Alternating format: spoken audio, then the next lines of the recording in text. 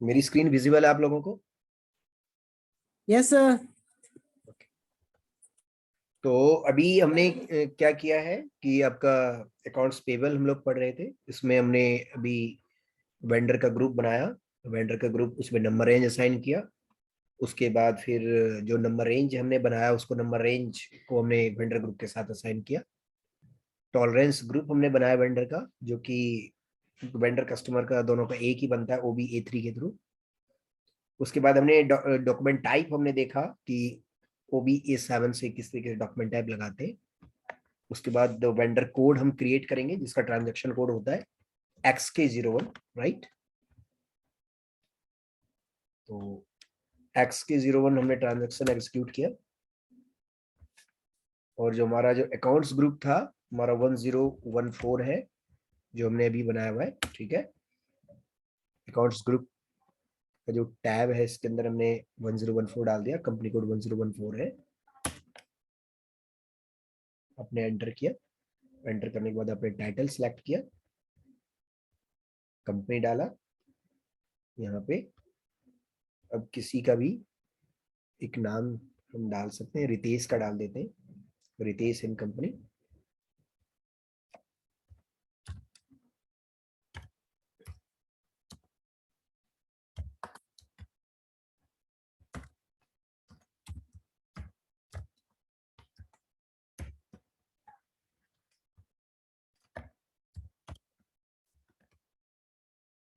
इसका 1111 डाल दिया, अभी कुछ भी डाल दिया, वैली डाल दिया, कंट्री इंडिया, ठीक है, और रीजन इसका 30 डाल दिया, राइट। इसके बाद हमने एंटर किया।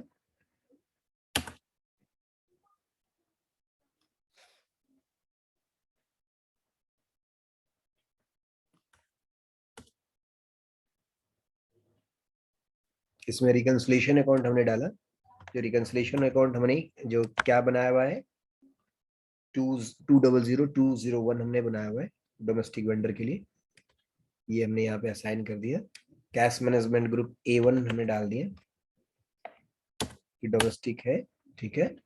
पेमेंट टर्म जो कल मैं आप लोगों को बताना चाह रहा था वो आपको इस वजह से नहीं बताया क्योंकि हमने अभी वेंडर कस्टमर के बारे में ही नहीं पढ़ा था। तो पेमेंट टर्म हम आगे कैसे पढ़ सकते हैं, तो पेमेंट टर्म या तो हो सकता है आज पढ़ लेंगे यानी तो हम कल पढ़ेंगे, ठीक है। पेमेंट टर्म कल ही पढ़ेंगे, ठीक है, क्योंकि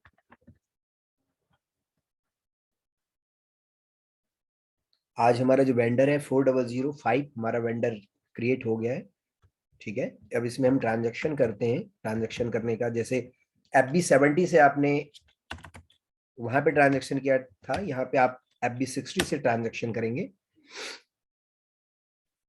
तो सबसे पहले आप कंपनी कोड चेंज करेंगे, कंपनी कोड 1014 आप सेलेक्ट करेंगे। उसके बाद आपका जो वेंडर है 4 की सीरीज में 5 आपने बनाया हुआ है, रितेश एंड कंपनी नहीं आ रहा है तो इसको F4 करेंगे।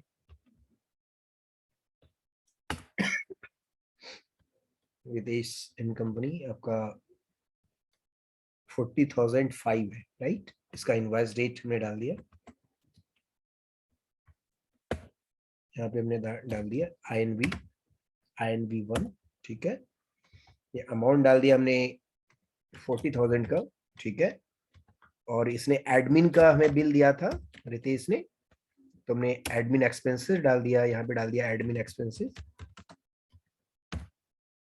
Expenses for October. यहाँ पे स्टार डाल दिया, तो जो ऊपर अमाउंट है ये अमाउंट आपका कॉपी हो जाता है स्टार डालने से। और टेक्स्ट जो कॉपी होता है वो प्लस डालने से होता है, राइट।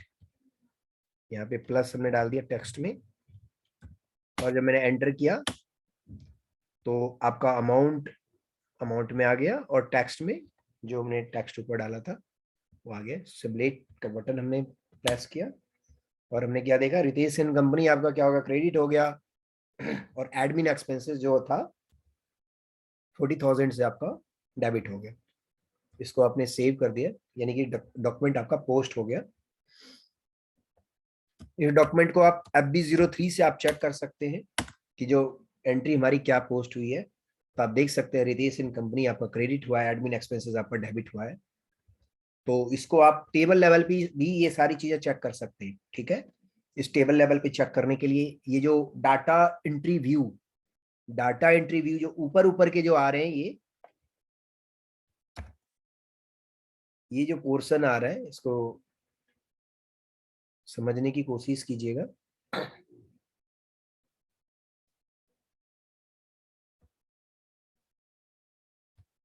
मेरी स्क्रीन आपको दिख रही है क्या? Yes sir. Yes sir. जो ऊपर मैंने जो सेलेक्ट किया आपको दिख रहा है, डिस्प्ले डॉक्यूमेंट डाटा एंट्री, ऊपर ऊपर जो मैंने सेलेक्ट किया है ये दिख रहा है आपको?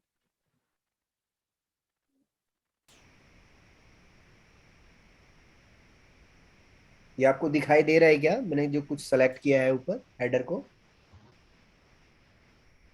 No sir. Display document data entry view दिख रहा है आपको? ये ऊपर आपका हेडर दिख रहा है ना सर, ये ऊपर वाला जो इसके, ये जो आपका हाँ सर, ऊपर की साइड जहाँ रिकॉर्डिंग के, हाँ जो हाउसी के नीचे बिल्कुल।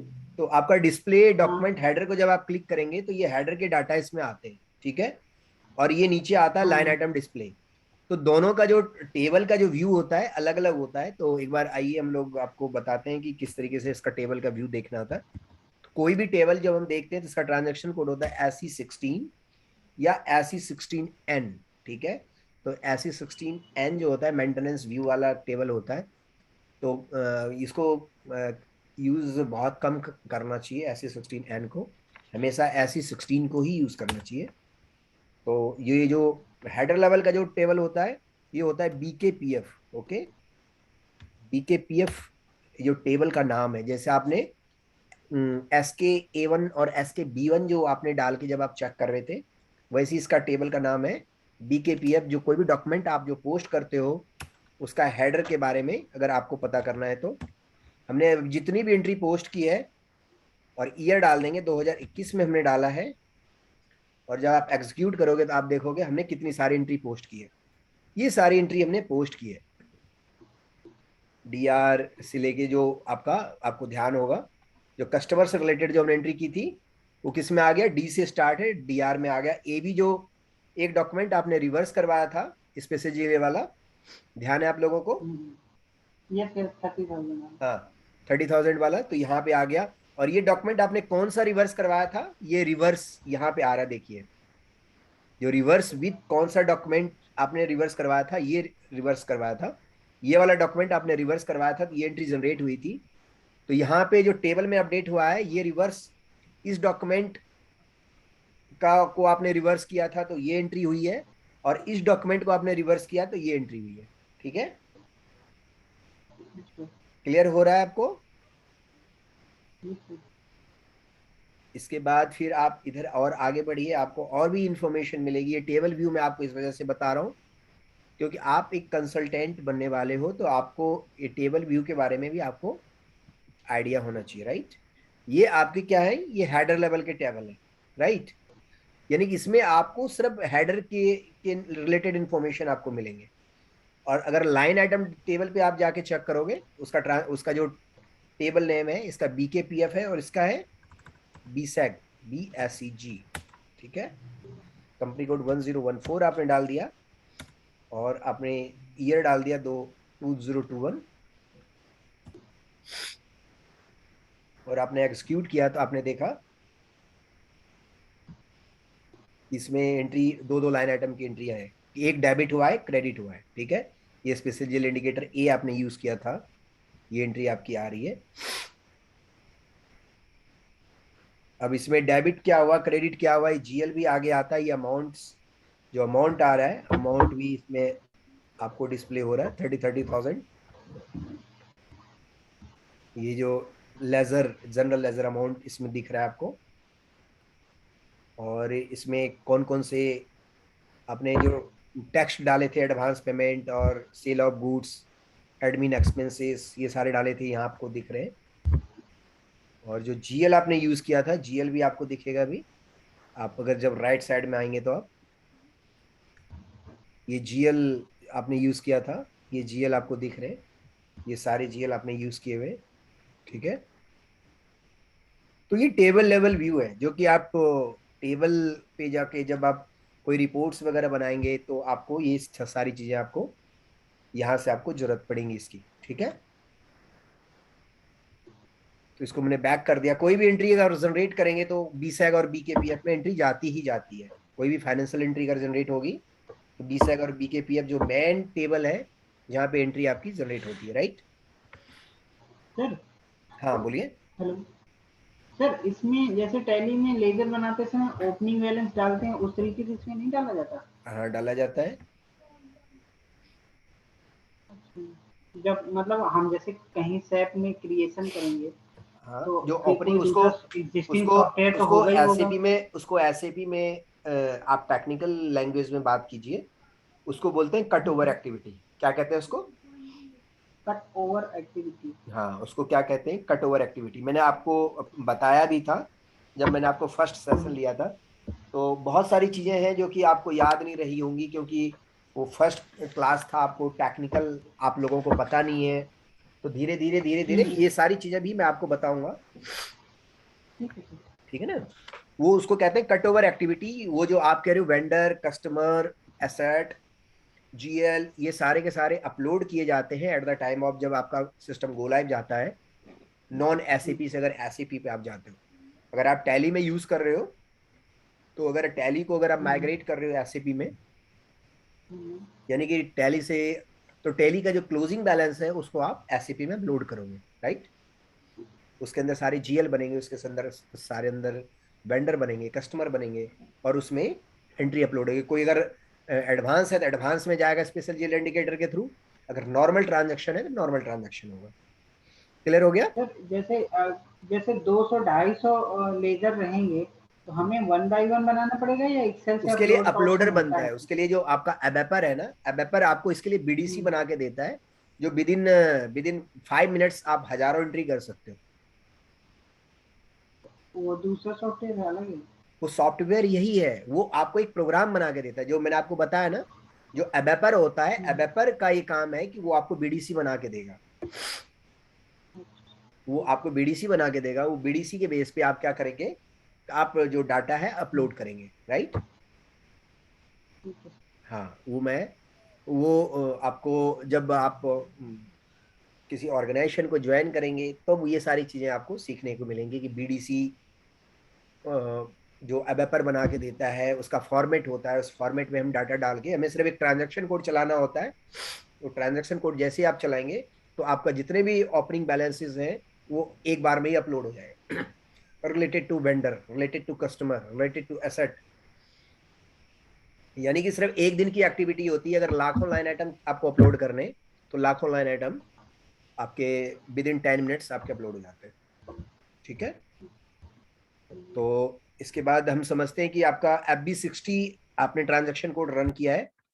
उसके बाद जब आप FBL 1N चलाते हैं, वेंडर का ट्रांजैक्शन कोड होता है लाइन आइटम डिस्प्ले का, आपने क्या देखा, 40,000 आपकी एंट्री जो भी आपने की है यहाँ पे डिस्प्ले हो गई है। फिर आप F-53 से पेमेंट कर देते हैं इसकी, कि जो आपने जो वेंडर से, जो रितेश एंड कंपनी से जो अपने माल जो खरीदा है उसका आपने पेमेंट कर दिया। 40,000 से आपने किया था, आपने आपका 30,000 आपने पेमेंट कर दिया। ठीक है, और आपका रितेश एंड कंपनी का क्या था, 4 की सीरीज में 5 था, राइट। आपने एंटर किया, ये क्या है, in company code number in 7 is missing बता रहा है। ठीक है, जो केजेड है, KZ के अंदर किसी ने OBE7, क्योंकि जो बच्चे हैं वो क्या कर रहे हैं, छेड़ देते हैं चीजों को। यहाँ पे 7 असाइन कर दिया है जबकि 07 होना चाहिए।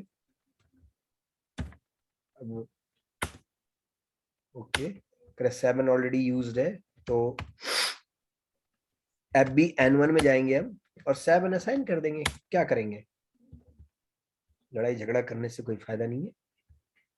7 असाइन नहीं है, इसको हम इसको ऐसे सिलेक्ट कर लेते हैं, कॉपी कर लेंगे और इंसर्ट करेंगे, और यहाँ पे हमने यहाँ पे डाल दिया, यहाँ पे 7 डाल दिया, और यहाँ पे इसको 7 कर दिया, और इसको यहाँ पे 7 कर दिया, और इसको सेव कर दिया।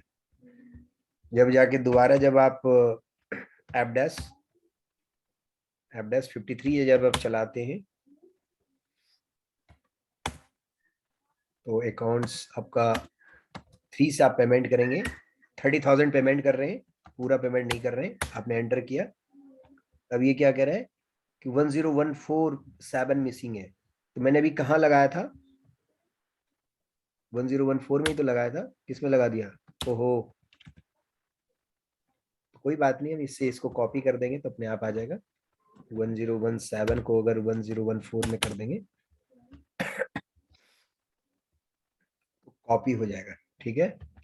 अब अगर 1014 में आप चेक करोगे तो 7 अपने आप आ गया होगा, क्योंकि 7 को हमने कॉपी किया है। नहीं आया है, नीचे आ जाना चाहिए, चेक कर लेते हैं। नहीं आया है, कोई बात नहीं, हम क्रिएट कर लेते हैं।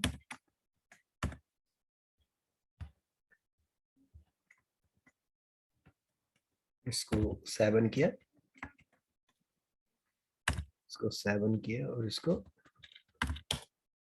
7 किया और सेव कर दिया, ठीक है। दोबारा हमने F-53 चलाया, हमने कंपनी कोड किसी और में हमने सेव कर दिया था, 30,000 एंटर किया। अब ये क्या कह रहे हैं, in company code 1014 10 number and 7 is missing for FBN1 1014 company code है, इंटरवल में गए और 7 मुझे लग रहा है अभी भी नहीं आया क्या।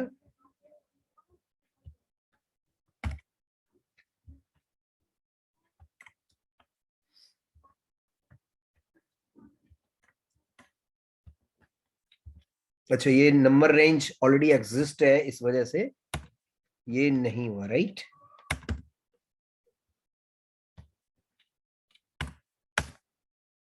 अब ये सेव हुआ है। यहाँ पे जब F-53 आप चलाएंगे,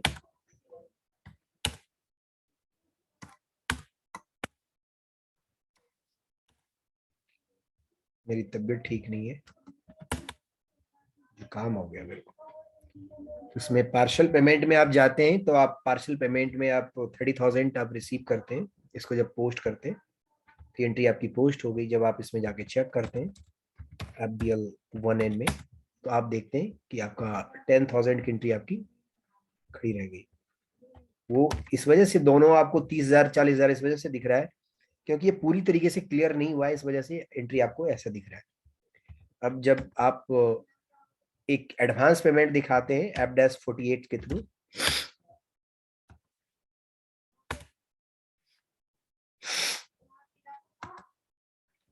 आपका वेंडर क्या था, 4 की सीरीज में 5 है, स्पेशल A आपने यूज किया है, और बैंक आपका आपने 3 यूज किया है, और यहाँ पे आप 20,000 आपने इशू किया है। हो सकता है इसमें भी वो सेम एरर आए, ठीक है। Advance payment given to vendor, इसको आपने पोस्ट कर दिया। फिर जब आप इसकी क्लियरिंग चलाते हैं, जो कस्टमर का जो क्लियरिंग चलाने का जो ट्रांजैक्शन कोड है F-32 है, और वेंडर का जो चलाने का ट्रांजैक्शन कोड है F-44 है, ठीक है। यहाँ आपने 4 की सीरीज में 5 आपने डाल दिया, और यहाँ पे आपने A डाला, तो आप क्या देख रहे हैं कि आपका 30 40 और 20 इसमें आ गया और 10,000 एक्स्ट्रा आ गया है।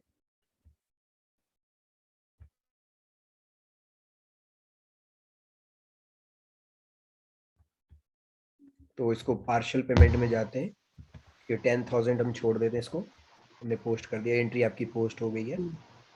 जब जाके आप दोबारा जब जाके चेक करेंगे FBL 1N में, वो कस्टमर में ही किसी ने कुछ छेड़खानी करी है जिसमें दिक्कत आ रही है अभी, तो आपको जो ओपन आइटम एक भी नहीं दिख रहा है क्योंकि स्पेशल इंडिकेटर में आपने एंट्री की है। तो ये आपका 2 एंट्री आपका जो इफेक्टेड है, ये आपको एंट्री दिख रही है कि 10,000 या 20,000 आपको ये दिख रहा है। क्लियर हो गया आप लोगों को? Yes sir. तो आपको मैंने वेंडर और कस्टमर के जो ट्रांजैक्शन थे, इसके जो किस तरीके से फंक्शनलिटी होती है, नॉर्मल पेमेंट, एडवांस पेमेंट, कैसे आप एक्सपेंसेस बुक करोगे, कैसे आप बिल रेज करोगे FI के थ्रू, ये सारी चीजें मैंने आपको सिखा दी है। आपको एडवांस पेमेंट करना, एडवांस पेमेंट रिसीव करना, उसकी वेंडर की क्लियरिंग करना, कस्टमर की क्लियरिंग करना, ये सारी चीजें आज हमने सीख ली है। तो सर कल एक एंट्री और चाहिए था। हाँ बताओ ना। ये अगर वेंडर और कस्टमर की कोई सेट ऑफ एंट्री मारना हो तो कैसे करेंगे? इस सेट ऑफ एंट्री मारना कैसे करेंगे? ऐप डैश 32 हमने सेलेक्ट किया और आपको वेंडर, ये आपका कस्टमर था राइट, ये आपने एंट्री किया, इसमें 30,000 आ रहा है राइट, इसमें 30,000 आ रहा है, यानी कि आपको 10,000 करना है। सर सर दिख नहीं रही है आपकी स्क्रीन। मेरी स्क्रीन नहीं दिख रही है आपको? मेरी स्क्रीन दिखाई दे रही है आप लोगों को? दिख रही है लेकिन मुझे कुछ दिखाई हो दे रहा भी है। नहीं। हाँ मैं कह रहा हूँ स्क्रीन तो मैंने स्टॉप नहीं किया है, मेरी स्क्रीन तो दिख रही होगी आप लोगों को। हाँ अब चल रही है। अच्छा, उसके बाद आपने क्या किया है, इसको ये जो एंट्री है इसको पार्शियल पेमेंट में जाके हमने इसको हटा दिया है और यहाँ पे हमने सेलेक्ट किया 10,000। 10,000 नहीं, यहाँ पे हमने सेलेक्ट किया 40,000। तो यहाँ पे आपका कितना हो जाए, ओहो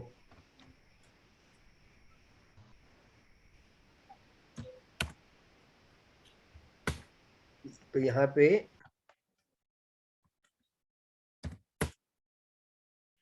ये आपका आएगा ही आएगा ऊपर वाला, क्योंकि ये डॉक्यूमेंट टाइप के बेस पे हम पकड़ते हैं, ये डॉक्यूमेंट नंबर के बेस पे पकड़ता है राइट। इसको दोबारा हमने बैक किया और चूज ओपन आइटम में गए और डॉक्यूमेंट नंबर सेलेक्ट किया, एंटर किया, एक ही डॉक्यूमेंट नंबर डाला, प्रोसेस ओपन आइटम में किया, यानी कि दोबारा करना पड़ेगा। F-32 हमने किया,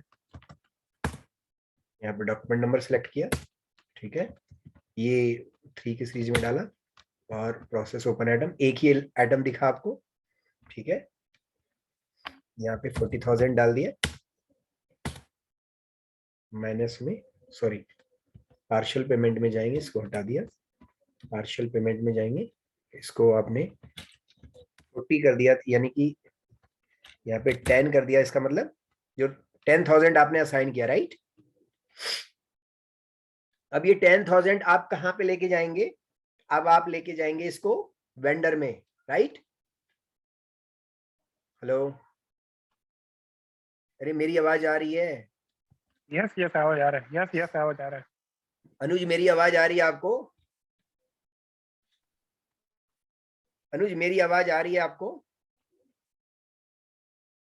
ओके, अनुज जी ने प्रश्न करके, अनुज जी कहाँ है अनुज? मेरी आवाज आ रही है आपको? ठीक नहीं आ रही तो ये 10,000 हमने यहाँ पे असाइन किया, उसके बाद हम दोबारा जाते हैं आपका डॉक्यूमेंट ओवरव्यू में, उसके बाद चूज ओपन आइटम में जाते हैं, यहाँ जो डी है यहाँ पे हम के कर देते हैं इसको, ठीक है, यहाँ पे हमने के कर दिया और जो आपका जो अकाउंट्स है 4 की सीरीज में 5 था, ये हमने सेलेक्ट किया है और आपने जब एंटर किया तो आप क्या देखते हो, no further open item were found. Okay, इसमें आपको स्पेशल इंडिकेटर भी आपको सेलेक्ट करना पड़ेगा। आप दोबारा इसमें जाइए, चूज ओपन आइटम में जाइए, इसको के डालते हैं क्योंकि स्पेशल इंडिकेटर में ही आपके 10,000 बचे हुए, तो ये 10,000 आपका आ गया। ठीक है, यानी पार्शियल में जाते हैं तो आप क्या देखते हैं, ये 10,000 आपका माइनस है, ये 10,000, ये जो आपका 20,000 आपका ये है, यानी दोनों प्लस हो गया है। तो जब इसको आप डबल क्लिक करेंगे तो ये आपका 60,000 हो गया है, यानी कि इसको आप क्लिक करेंगे तो क्या होगा, ये 0 हो गया। अब ये दोनों 0 हो गया। अब जब इसको पोस्ट करेंगे तो वही डिफरेंस जो 103 वाला जो एरर है, क्योंकि ये एरर ये बार बार आपका आ रहा है।